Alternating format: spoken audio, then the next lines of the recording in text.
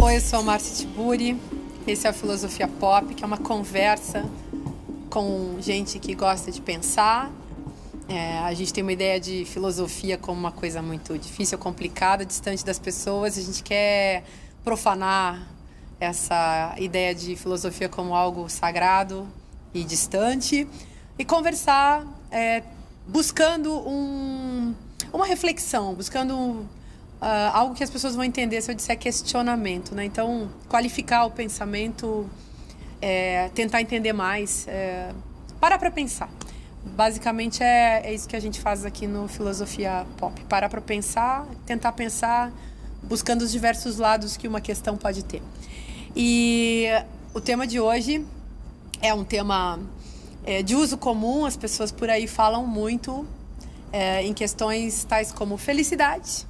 E se ouve muito falar também de depressão. E a nossa questão é justamente que nessa época as pessoas falam muito das duas coisas. Há uma busca intensa por algo como felicidade, e a gente vai ter que tentar entender o que é isso. E ao mesmo tempo há uma queixa e há toda uma indústria, dá para dizer assim, em torno da coisa chamada depressão. Digamos assim, vamos partir do pressuposto que ninguém sabe direito o que é felicidade, nem o que é depressão, e portanto a gente fica falando num contexto de desentendimento geral. E eu, para poder mexer nesse desentendimento e ver se a gente chega a algum lugar mais interessante, eu convidei o Júlio Cabreira, que é professor da UNB, um filósofo, que escreveu vários livros, entre eles O Cinema Pensa.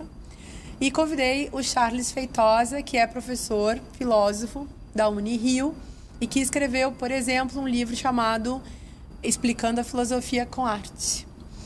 E estou feliz que vocês estão aqui, ou seja, a felicidade é concreta, ao alcance da mão.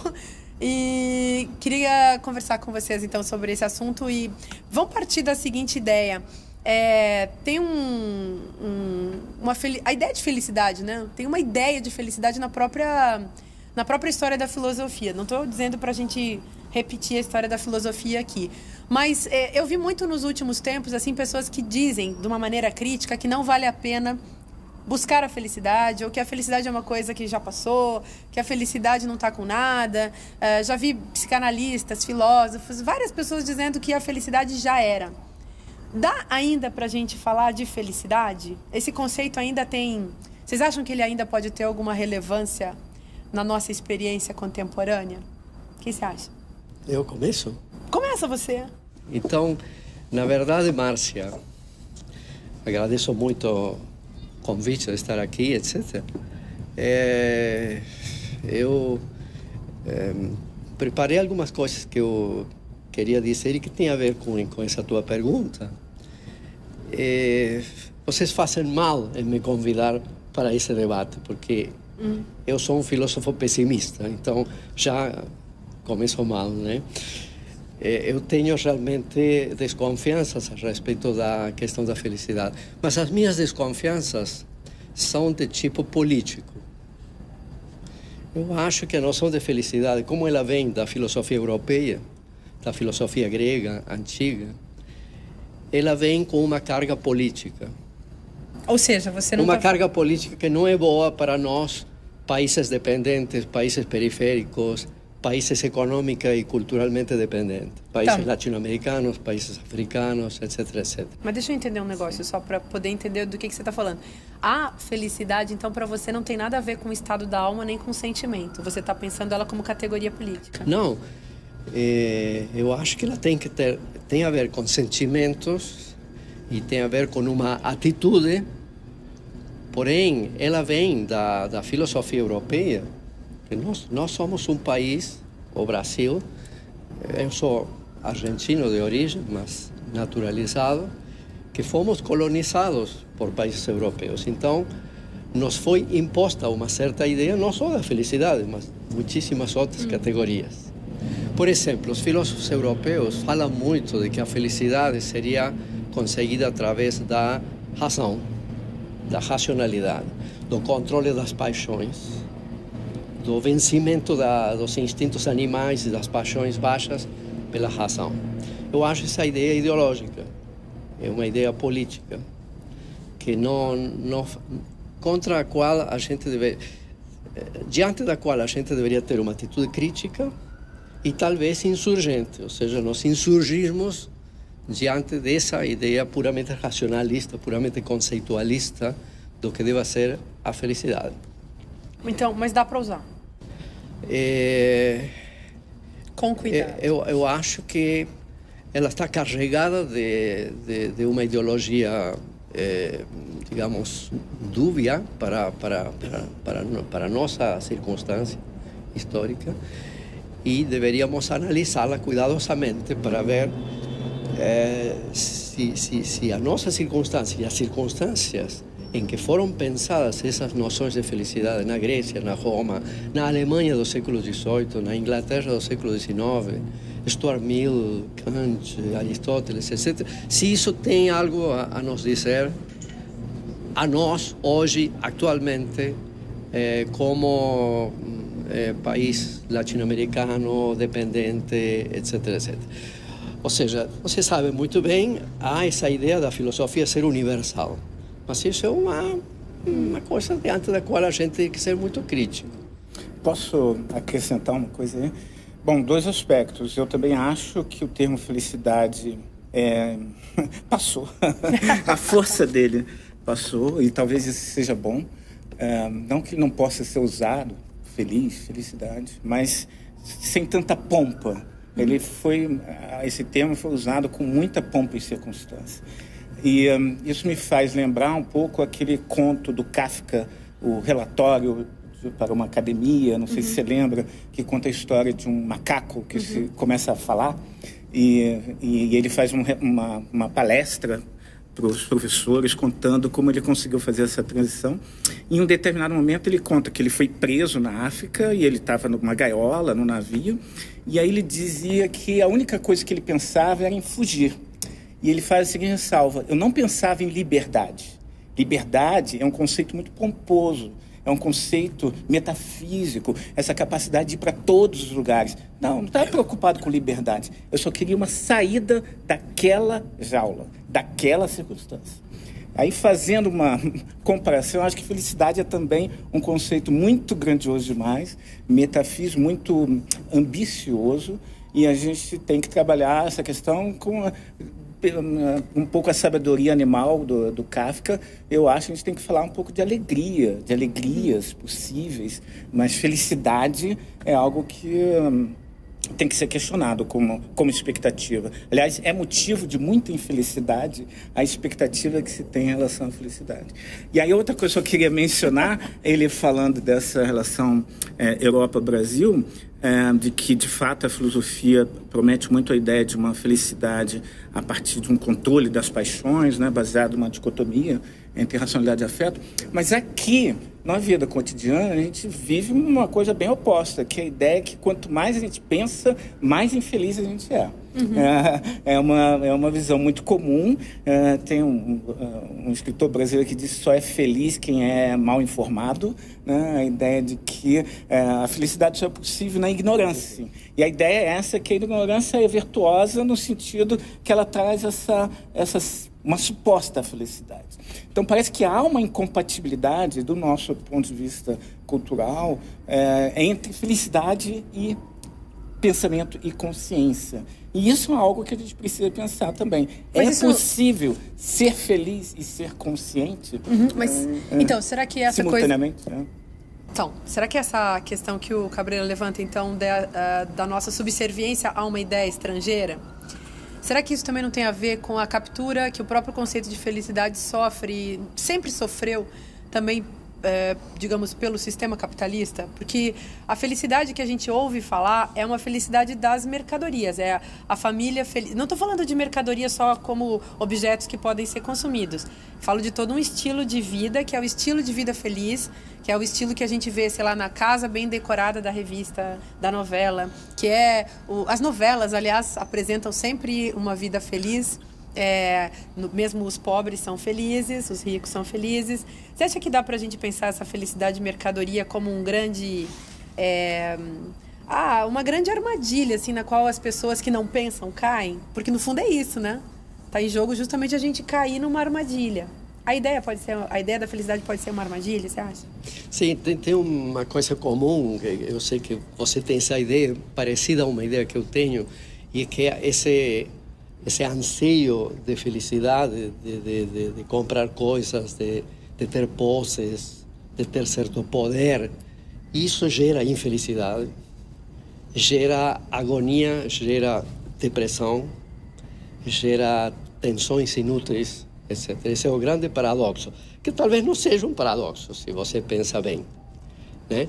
Ou seja, a própria tensão que cria atingir essas coisas, que o dinheiro pode comprar, ou que o poder pode comprar, cria precisamente aquilo do qual a felicidade queria se afastar.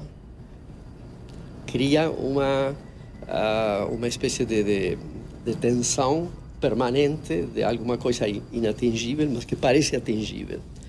Então, ou seja, é engraçado, é uma sociedade da felicidade, nós vivemos em uma sociedade da felicidade, mas é uma felicidade que gera angústia, que gera ansiedade, e que gera depressão, e que gera dependência. Então aí eu acho que a psicanálise, a psicologia pode ajudar ao filósofo nisso aí, ou seja, são pulsões contraditórias, paradoxais, que eu acho que o filósofo muito racionalista não capta isso. Eu acho que os literatos captam melhor, os cineastas captam melhor isso aí, os dramaturgos captam melhor isso que o filósofo. Esses paradoxos de uma sociedade da felicidade gerar agonia, gerar ansiedade, gerar angústia, gerar depressão. Mas por que não, concordo com você, mas assim, por que então existe esse fingimento todo? Porque no fundo as pessoas fingem que são felizes, inclusive a alegria, que é um conceito assim que a gente pode colocar como revolucionário, né, que seja, ou o prazer, né, pode ser mais revolucionário ainda, é muito fingido. A gente finge. Pega as redes sociais. Ou, para não ficar nas redes sociais, porque as redes sociais é que está todo mundo fingindo muito uma felicidade. Naquelas fotografias de família que está todo mundo sorrindo. Aí quando você vai mais para antigamente, as fotografias do começo do século XX, do século XIX, que as pessoas não estão sorrindo. Quer dizer, parece que a nossa mania de fingir que somos felizes, ela anda junto com a evolução das tecnologias e com a sociedade do espetáculo. Não faz sentido pensar isso? Porque também a alegria pode ser falsa. Onde que a gente encontraria uma alegria que não fosse devorada pelo capitalismo também? Ou devorada pelo sistema? Essa alegria do fazer tipo, né? Manter as aparências. A gente está irado, por exemplo. Isso não é uma aparência.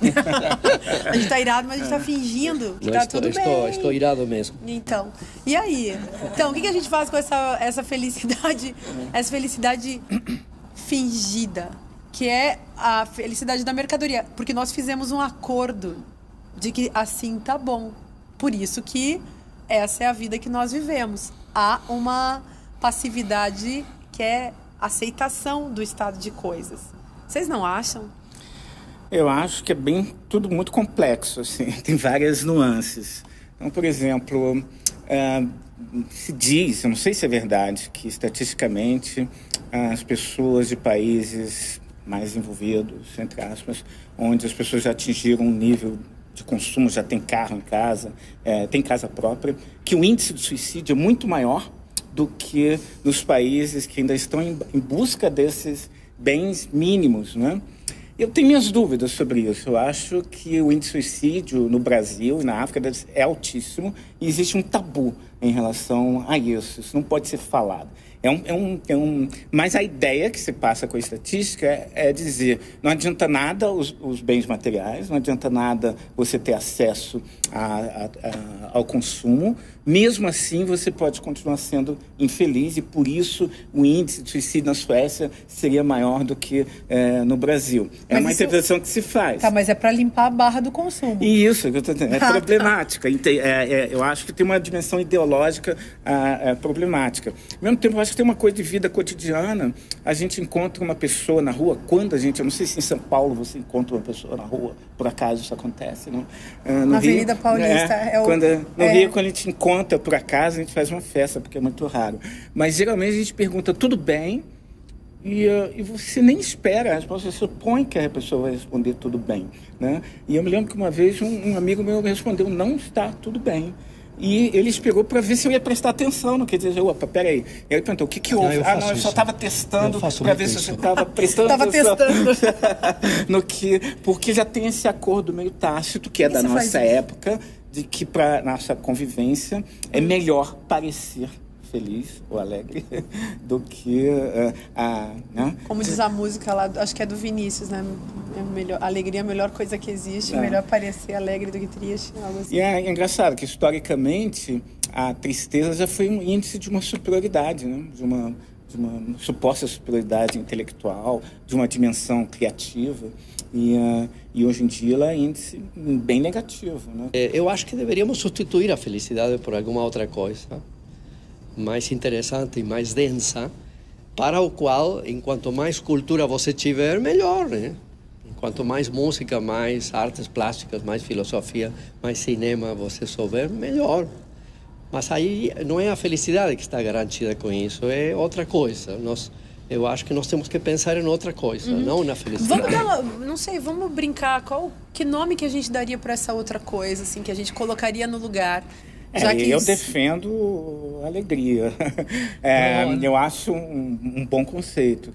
Mas, assim, eu acho também, só que fazer essa ressalva, que tem mesmo um preço a pagar por pensar. E, assim, os primeiros efeitos colaterais são angústia, assim, e mau humor, e um certo pessimismo. Faz parte do jogo. Eu só não acho que isso seja estrutural, seja o resultado final desse processo.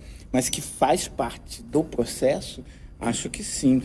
Eu acho que a gente tem que conseguir escapar da dicotomia simples de que eu só serei feliz se for ignorante e se eu pensar, eu forçosamente serei infeliz. Acho que tem outras alternativas, outras gradações, mas um pouco tem, né? Eu lembro de uma imagem que eu botei no meu livro, de uma capa do disco do Supertramp. Não sei se vocês conhecem, uma banda dos anos 80. Antiga, do milênio passado. E o disco chamava Crise, que Crise era o nome, e mostrava um sujeito tomando um banho de sol, tomando um coquetel, só que não está numa praia, ele está diante de uma fábrica totalmente poluída, em um lugar completamente sujo, destruído, e ele está lá tomando seu coquetel como se nada tivesse acontecendo. E o título é Crise, eu não estou vendo crise nenhuma. E a ideia que ele está feliz porque ele não está vendo o que está em volta. É a felicidade, virtude da ignorância. E aí eu consigo imaginar que o encontro de um cara desse com o filósofo faz assim, olha a sua volta, presta atenção onde você está. E a primeira reação, eu não consigo imaginar que não seja um pouco de incômodo, de opa, que lugar feio, que lugar destruído, um pouco de desconforto. Agora, esse não é o resultado final. A partir daí você pode, sei lá, fazer um projeto político para ou mudar de lugar ou mudar o lugar. E aí conseguir um tipo de, que eu diria que é um tipo de alegria que é coerente com consciência de si, né? Mas me chama de utópico, mas eu acho que é possível. Eu só não sei qual é a receita, mas eu acho que é possível ser alegre e consciente. Alegre e consciente, ou seja, um revolucionário. Não é isso? Tem a questão, eu acho que a gente tem que introduzir a questão ética também. A questão ética é muito importante, porque todo mundo quer ser feliz e todo mundo quer viver a vida intensamente, não é? Então eu quero viver a vida intensamente, quero ser feliz. Mas o meu vizinho também quer o mesmo. Então todo mundo quer ser intensamente feliz, mas não podemos, né? Porque está o outro, né? Está o outro. Até agora não surgiu isso nessa discussão. Ou seja, qual é o preço da minha felicidade? De repente a minha felicidade é a infelicidade de alguém. Pois é, então qual... Paga um preço. Qual felicidade? Então, não é questão só de perguntar se eu posso ser feliz, mas quais são as condições existenciais onde eu me coloco isso, porque meu vizinho também vai querer ser feliz. Então tem que haver uma medida disso, desse anseio de felicidade. Tem que haver uma tematização da felicidade do outro. Eu inventei um negócio, gente, que talvez vocês achem um pouco perverso. Eu vim de um lugar com gente muito infeliz, e aí eu inventei um negócio assim, eu vou ser feliz por todo mundo, sabe? Tá todo mundo infeliz, não faz mal, eu fico feliz por vocês. Eu criei essa receitinha assim e tenho aplicado na vida. Claro que eu tô brincando, mas é verdade, ao mesmo tempo. Vamos fazer o seguinte, vamos suspender a nossa pergunta que não tem fim e a resposta que não existe. A gente não vai... Enfim, vamos ficar procurando uma resposta que não existe sobre essa questão. E vamos falar então da infelicidade, que talvez seja infinitamente mais interessante. Vamos falar da depressão, vamos falar da melancolia, vamos falar da dor de viver, vamos falar do sofrimento. E acho interessante a gente colocar em questão as formas de sofrimento vividas no mundo contemporâneo, na nossa sociedade, essa que a gente está experimentando.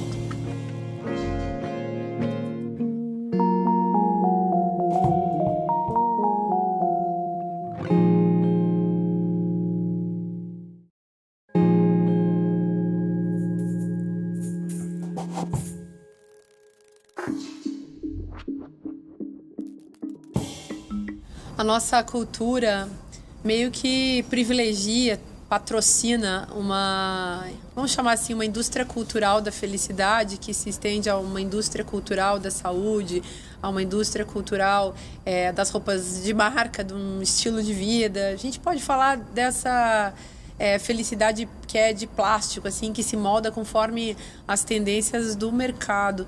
E nesse contexto social vivido hoje, tá disseminada a ideia de que ser infeliz é ruim, e de que estar deprimido é um erro, e de que se você sente uma melancolia, se você é uma pessoa que é capturada por essas reflexões mais existenciais, e de repente você se torna alguém mais triste, mais infeliz, que você está doente, que você deve procurar um médico, que você deve, enfim, procurar um tratamento. A infelicidade parece ser improdutiva. Improdutiva no sentido daquilo que se espera, das mercadorias mesmo, que devem ser produzidas, digamos, no sistema capitalista. E será que ser infeliz, assim, essa infelicidade proibida, será que ela realmente é ruim? Quer dizer, a depressão, que é o nome técnico desse sentimento negativo da vida, essa vontade de não fazer nada, essa ausência de vontade. Inclusive, assim, a ausência de vontade de sair, de produzir, de estar como os outros. E uma impossibilidade de gostar de viver, assim, que eu acho que isso é uma questão. A gente é obrigado a gostar de viver? Por quê? Quem é ético, que nem você falou... Quem é ético, digamos, quem procura uma ética, ou procura, assim, tem um compromisso com a vida baseado numa ideia de respeito ao outro, esse sujeito tem que gostar de viver? Porque, no fundo, as pessoas estão deprimidas, segundo as definições aí psiquiátricas, psicanalíticas e até filosóficas, as pessoas estão deprimidas porque elas não estão gostando da vida, né? A vida está ruim e, por isso, as pessoas se deprimem. Faz sentido? Bom, eu tenho algumas ideias impopulares sobre isso, então não sei se vou afugentar as pessoas vão ir embora depois. Você falou do suicídio antes, aí eu não acho que suicídio deve ser necessariamente ligado com infelicidade e continuar vivendo com felicidade. Isso é um pouco mais complicado psicologicamente. Eu acho que essa ideia que falamos antes, que vem um pouco dos filósofos europeus, de uma espécie de obrigação racional de ser feliz, nós poderíamos enfrentar isso com uma compreensão do humano em um registro mais trágico, mais pessimista. Eu acho que um pensamento pessimista, paradoxalmente, pode resgatar esse fundo de infelicidade insurgente contra essa receita de felicidade que vem do racionalismo, da filosofia tradicional, etc, etc. Então, eu acho algo muito insurgente, muito interessante politicamente, na infelicidade, na melancolia, na tristeza, em uma maior familiaridade com a morte, com a dor, com o sofrimento.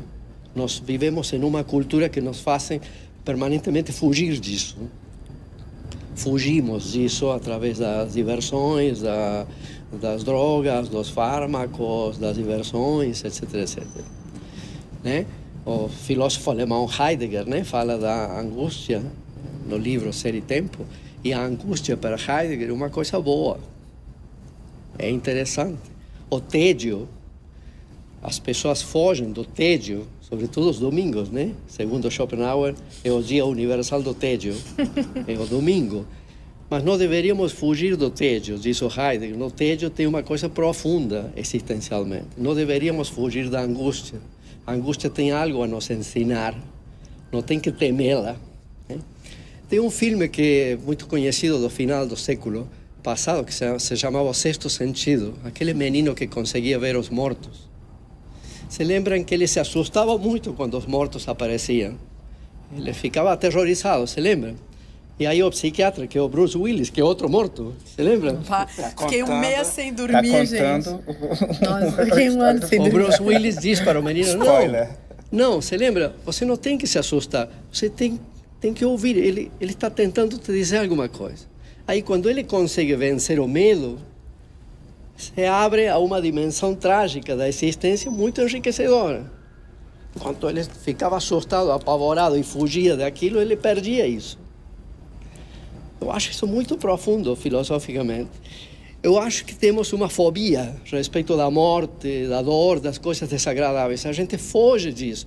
Não, a gente tem que ir ao encontro disso. Por isso, eu acho que os filósofos pessimistas são mais animadores nessa existência trágica que os otimistas. Estão mais preparados para esse fundo horrível da existência, que as pessoas querem, através de todo tipo de recurso, evitar. E com isso se evita a própria condição humana, né? Isso não é bom. Isso, a longo ou curto prazo, vai ter uma vingança, vai ter uma revanche.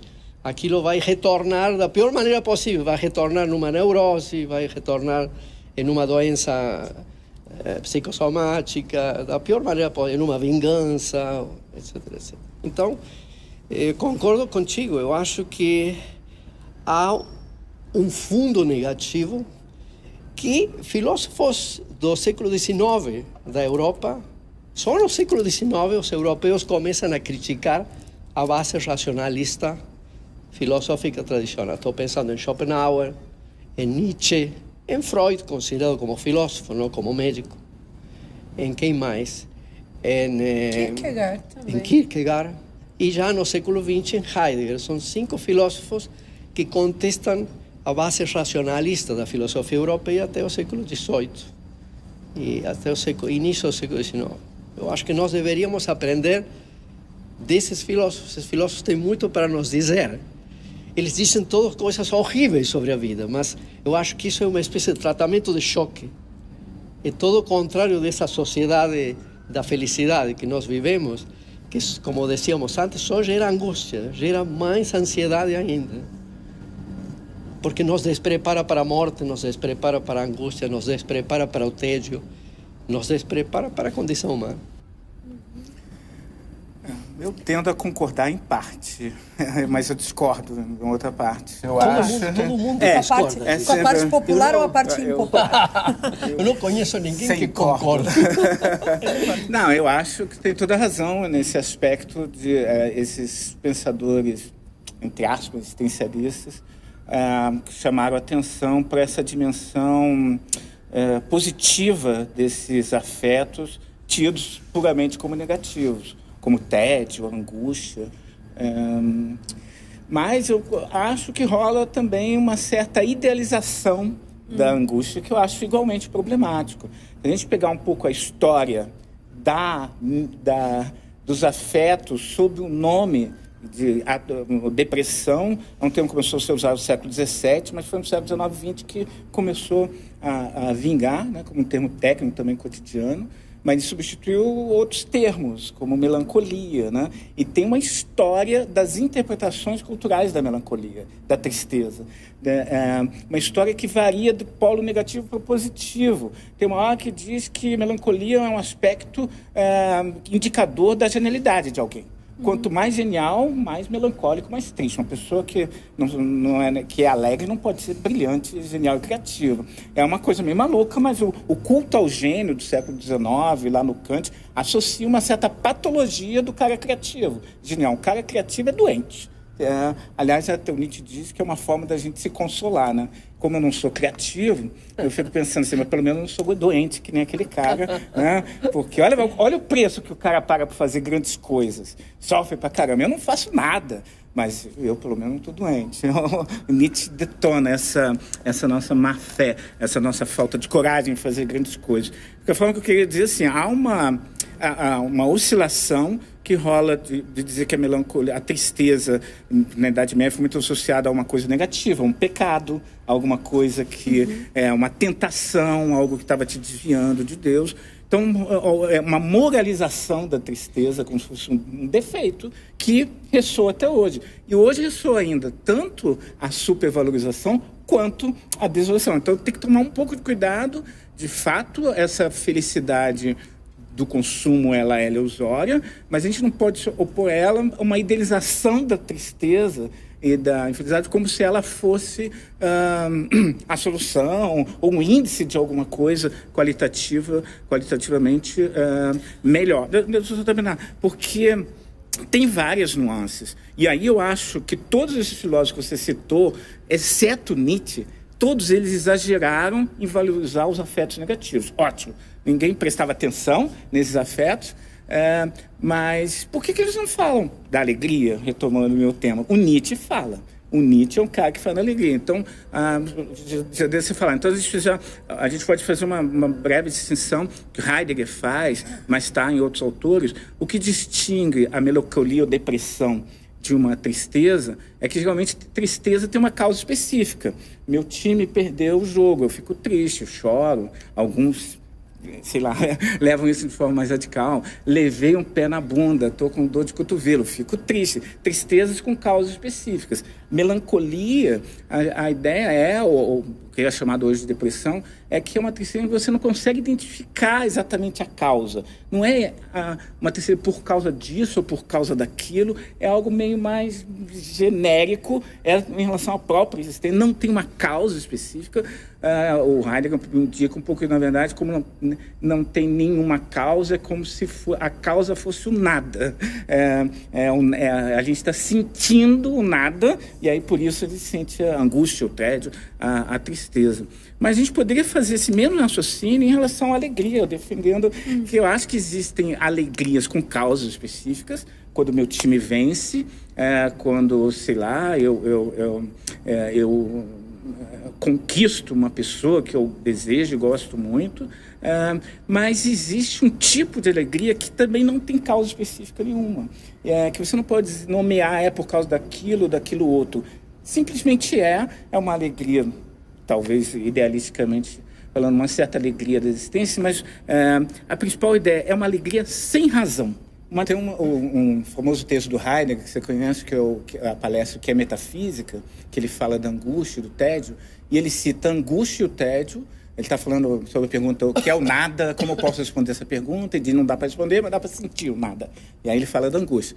Mas aí ele cita a angústia e o tédio como afetos mentais e diz também a alegria, Sim. A alegria de saber que existe uma pessoa que eu amo, que é uma pessoa, devia estar falando da Hannah Arendt, pensando na Hannah Arendt, né? A alegria de saber que existe no mundo uma pessoa que eu amo é também um afeto fundamental no qual eu poderia construir essa reflexão. Mas ele não faz. Ele cita lá junto, mas não vou falar disso. Vou falar de... Foi um momento de fraqueza. Pois é, mas é um estado também, se não for crepuscular, é um estado também, o oposto de crepuscular é o quê? Da matutino. Luminoso. Não, mas o crepuscular o sol está se pondo, o sol está nascendo, é também lusco-fusco, é também trevas e luz, é uma experiência de fronteira também. E é um outro aspecto que eu queria levantar, é o seguinte, não sei se vocês sabem, eu conheci a Márcia num congresso de filosofia da arte, de estética, em Tóquio. Que nem aquele filme Perdido na Tradução, não sei se vocês já viram, meio parecido. A gente andava lá por Tóquio, sem entender nada do que estava acontecendo. Lembra disso? Muito bom. Mas eu me lembro que uma coisa muito interessante que eu vi nesse congresso, é um congresso só sobre filosofia da arte, em que juntou filósofos asiáticos e filósofos ocidentais, e um dos grandes debates que teve durante todo o evento era o seguinte: os asiáticos tentavam mostrar para nós ocidentais que existia um problema de base diferente cultural entre o Ocidente e o Oriente. Para eles, o homem ocidental, não importa que época, ele tem um sentido primordial de infelicidade, de não adequamento ao mundo. Então, de uma sensação de estrangeiridade na existência. E por isso, segundo eles, para nós, a arte é uma tentativa de tornar o mundo mais agradável, mais belo, uma casa mais suportável. Porque, primordialmente, a gente se sente infeliz na existência. E eles tentaram muito nos dizer que, primordialmente, a experiência do homem oriental é de felicidade, de sentir em casa no mundo. E que tudo que a gente faz de cultura rompe com essa sensação de harmonia. É uma quebra com essa imediatidade. E eles defendiam, estou dizendo que era certo, mas defendiam que havia uma desigualdade, uma diferença fundamental de experiência cultural. E aí a gente não está falando de Europa e Brasil, estamos falando de Oriente e Ocidente. Talvez o primordial do infeliz e o secundário da alegria seja um problema ocidental. Chorar digamos assim, um desses gestos que envolvem afetos e que também são administrados na cultura de um jeito perverso, porque tem aquele que é autorizado a chorar, aquele que é proibido de chorar. E se a gente começa a pensar nisso, voltamos à velha questão da administração desses afetos, a administração da própria ideia de felicidade como um plus, uma intensividade total, de uma afetividade perfeita, sei lá. Fico pensando, talvez nem alegria, nem tristeza, nem melancolia, nem mania. Talvez a gente queira muito, né, que tudo isso exista e essas expressões todas vêm apenas nos colocar diante de uma discursividade imaginária, dentro da qual a gente tenta viver para poder inventar aquilo que significa mesmo a vida, né? Então, talvez no momento em que a gente esteja muito triste, vale a pena tentar perceber o quão inventada é dentro da cultura e na nossa pessoalidade também, no impessoal e no pessoal, esse tipo de experiência. Então, acho que a gente tem que continuar perguntando sem achar que se encontrou uma resposta fechada, né? Uma resposta total, essencial e fundamental, que dê conta dessa questão.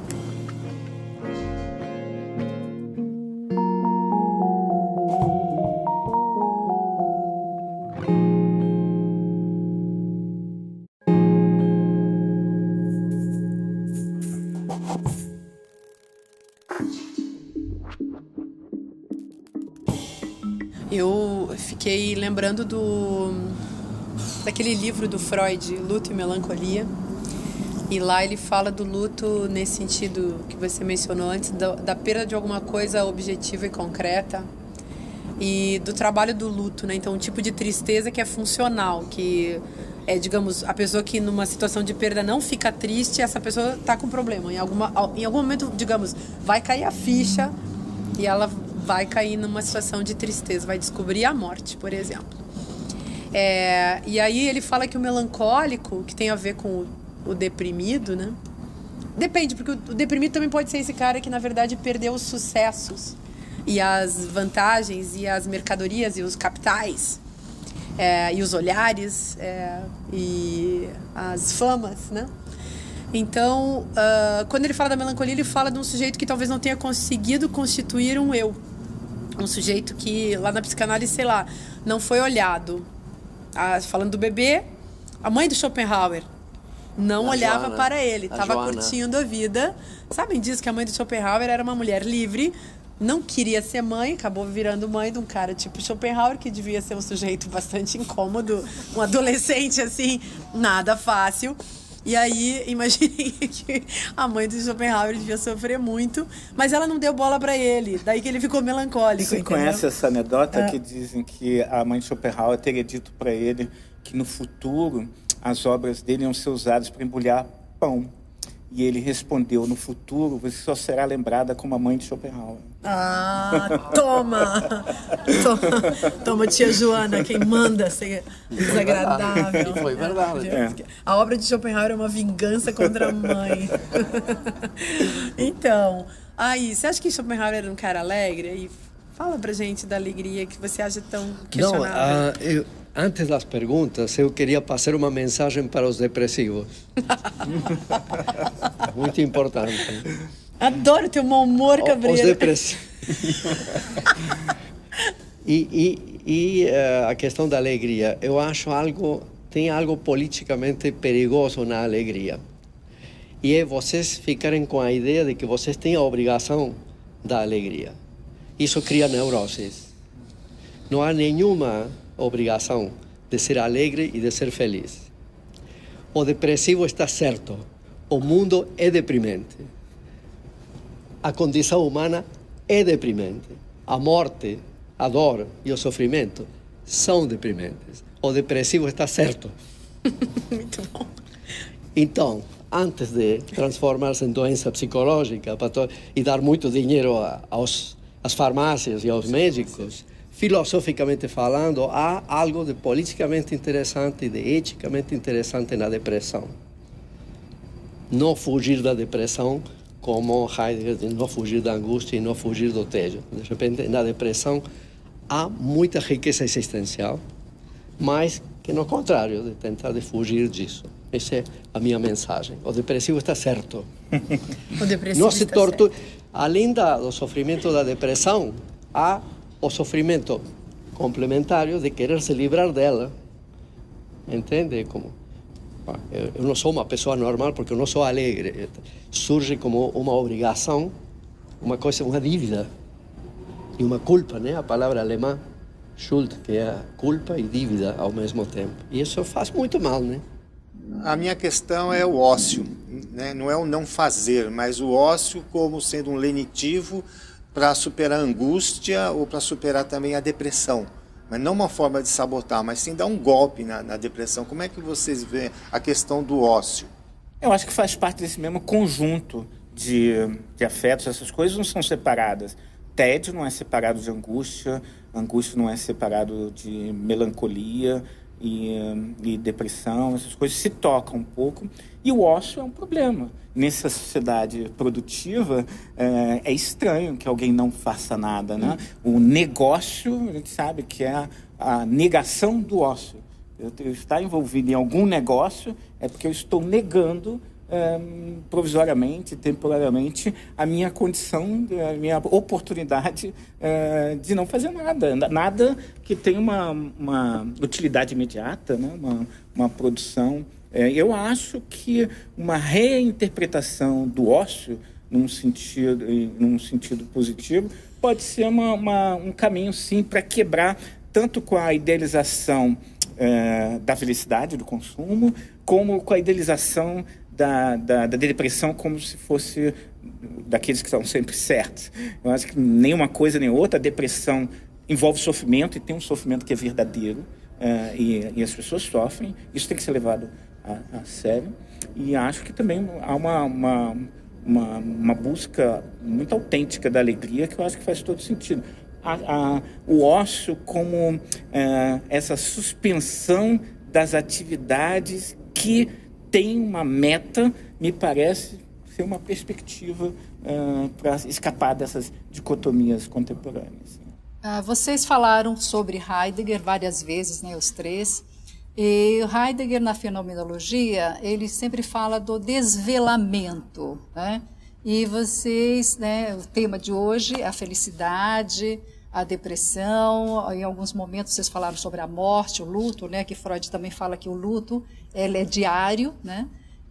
Mas eu vou voltar para Heidegger, que ele coloca também que esse desvelamento, que é o sentido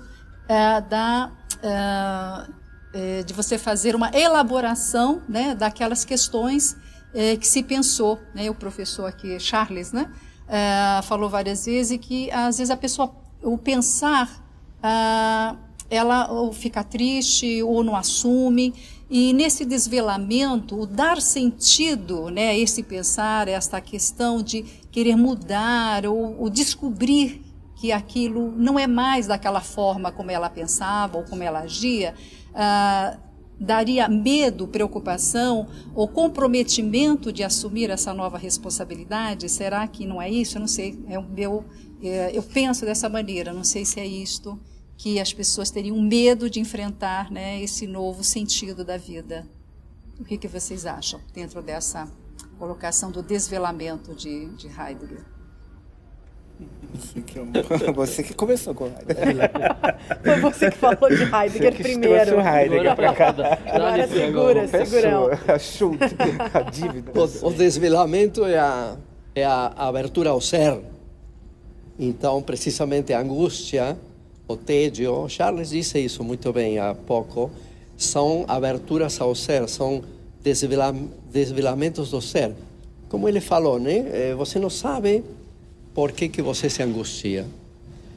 Com o medo, sim, você tem medo de ladrão, você tem medo de um cachorro mau, mas quando você está angustiado, você não sabe por quê. Isso, porque a angústia é a abertura ao ser, desvela o ser, que é o que está sempre escondido pelos entes. Então, a angústia e o tédio desvelam o ser. E isso é assustador, porque a gente se agarra aos entes, né?